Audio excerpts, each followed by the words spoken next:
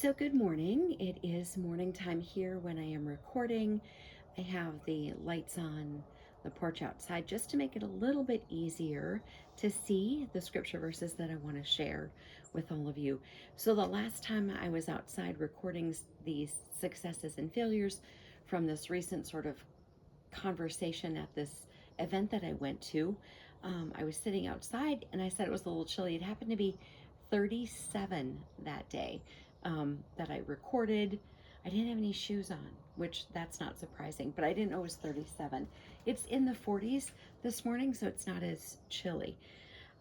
Okay, so back to this event and where I was, because sort of like the pastor, I don't even know that he calls himself a pastor, but because of the things that he speaks about, I expected, naively so, that everyone there would sort of have an understanding of some things, and that sort of was not the case. And so I was a little bit surprised by some events that happened. So let me kind of share with you when I got there. So there was a couple of gentlemen from two different states that were there. One has a ministry. The other one was referred to as his first officer. As you know, there's no title of anybody being called a first officer in scripture, but the first officer gentleman had been to a conference where someone who was a notorious false prophet was speaking. One of those people who, you know how we heard a whole bunch of people say, oh, Trump is going to get put back in office, all that nonsense that isn't even in the Constitution. So he was one of those. But I didn't disregard him because maybe he went there for other reasons. Maybe he went there to try to witness to people. I didn't know. We didn't have that conversation. So that really wasn't a concern of mine. But immediately, the man who calls himself an apostle, by the way, he goes over to this other woman that was there and he immediately begins to lay hands on her. And so remember when I said in that video that I was uncomfortable, and that was why, because I know what the scripture says, and that is not something that we want to be doing. So what I want to share here is the scripture for that, which we find in 1 Timothy chapter 5, verse 22, and this is what it says. Do not lay hands on anyone hastily, nor share in other people's sins. Keep yourself pure.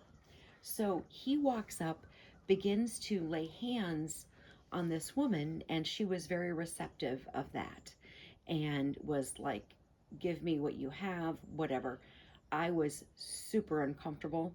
Like I said, I've been doing this long enough that I got up and left and used the restroom and had to get away from that particular area. I didn't want any part of that.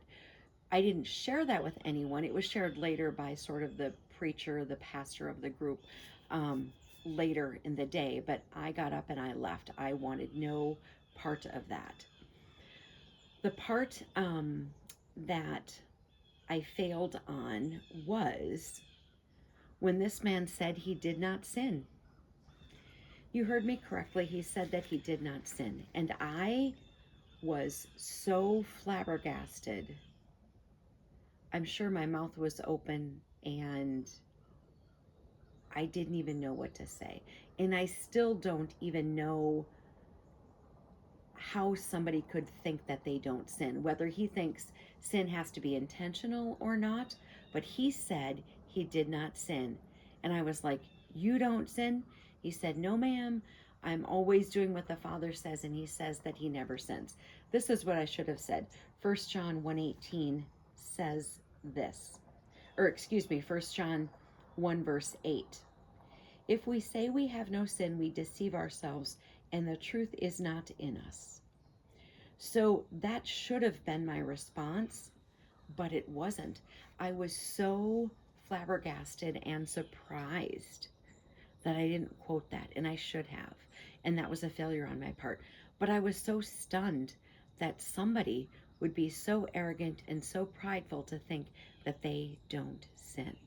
I've got more to share from this event. Armor Up, we ride at dawn. May God bless you as always. Have a great day.